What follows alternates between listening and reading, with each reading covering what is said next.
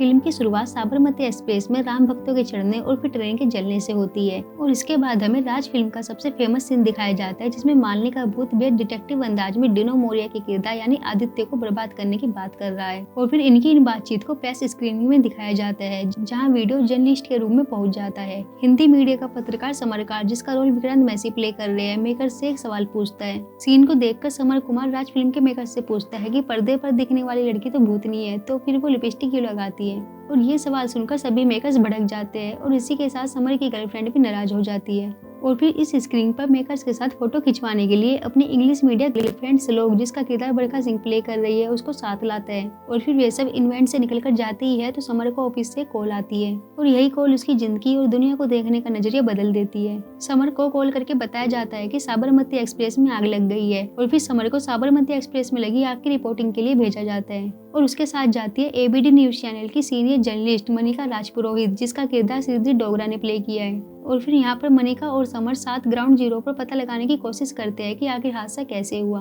और जो उन्हें पता लगता है और मनिका जो रिपोर्टिंग करती है, उन दोनों बातों में जमीन आसमान का फर्क होता है। समर कुमार यहाँ अपनी रिपोर्टिंग करता है और फिर मीडिया की टेप को ले जाकर ऑफिस में जमा कर देता है। और फिर टीवी पर हादसे को लेकर मनिका की वे बातें कही जाती है जो एकदम झूठ होती है और समर की सच्चाई भरी आवाज को दबा दिया जाता है और समर को नौकरी से भी बेदखल कर दिया जाता है। और फिर समर की नौकरी छूट जाती है और फिर वो शराब पीना शुरू कर देता है। और फिर 5 साल बाद उसे मौका मिलता है कि गोधरा में हुए कांड की सच्चाई को फिर से उजागर कर सके। और अब ईपीडी की नई रिपोर्टर अमृता गिल, जिसका किरदार राशि खन्ना ने प्ले किया है, उसके साथ मिल जाती है। और फिर अमृता और समर उस सच को बाहर लाने में लग जाते हैं जो सालों से छुपा हुआ है। और जब वे सभी चीजों की जांच करते हैं तो उनके सामने कई घोटालों का पर्दाफाश होता है और देश के कई बड़े बड़े नेताओं को भी बेनकाब करते हैं। और फिर उसी वक्त जेल का एक खतरनाक कैदी अचानक से गायब हो जाता है। ये कैदी कोई साधारण अपराधी नहीं है, बल्कि एक हाई प्रोफेशनल केस का हिस्सा होता है। और इसी बीच सीबीआई अधिकारी समर को ये केस सौंप दिया जाता है और जब समर इस केस की जांच पड़ताल करता है तो उसके सामने कई गहरे गहरे राज सामने आते हैं, जिसमें सबसे पहला सुराग होता है कि जेल के सीसीटीवी कैमरे तभी बंद किए जाते हैं जब वो कैदी जेल से भागता है।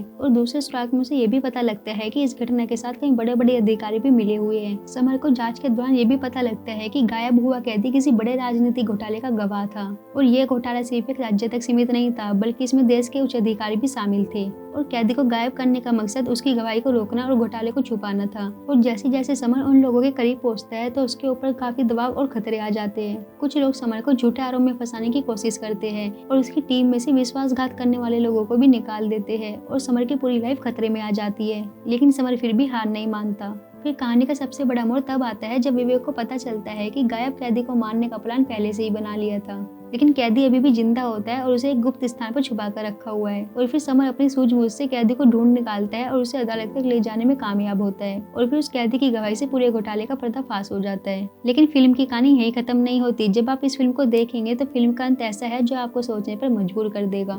मूवी के लास्ट में राजनेता और बड़े बड़े अधिकारी गिरफ्तार हो जाते हैं, लेकिन सिस्टम की खामियां और भ्रष्टाचार की जड़ें इतनी गहरी होती है कि कहानी खत्म होने के बाद भी सवाल बाकी रहते हैं। तो वीडियो अच्छी लगी हो तो लाइक जरूर करें और ऐसी और मूवी एक्सप्रेशन के लिए चैनल को सब्सक्राइब करें।